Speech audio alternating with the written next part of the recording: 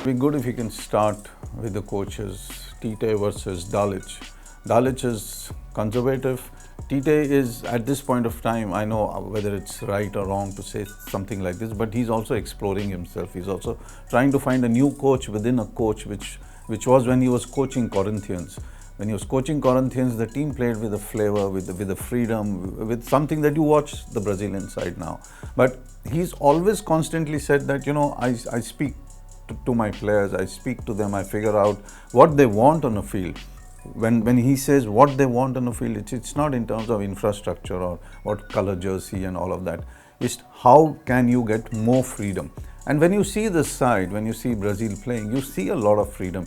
And when you look at that freedom, that simply comes because the man on the bench, the man who's standing there in a suit, is actually telling them, don't worry, you want to juggle the ball a little more? Go ahead and do it.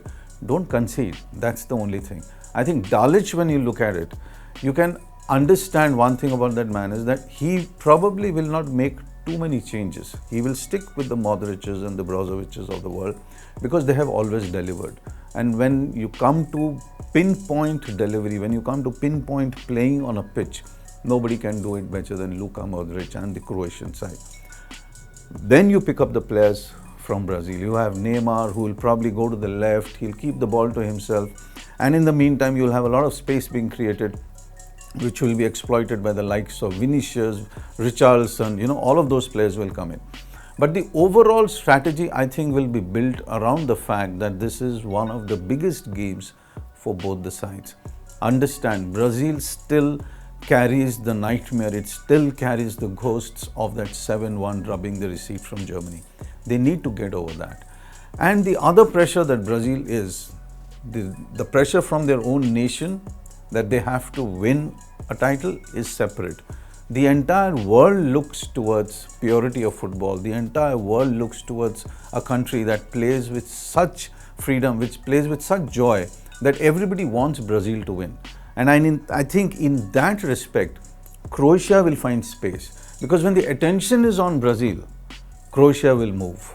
And that's what you're going to see in this game. That when Brazil is playing all those jugglery, all those skills, all of that, making the world, not only laugh, but also, get into that joy of football, Luka Modric and his team will probably find a little more space and probably strike Brazil. Don't be this thing that, that this is going to go to the penalties and all of that. I think Croatia will come forward. Brazil, of course, cannot do anything but come forward because that's the play they have. So expect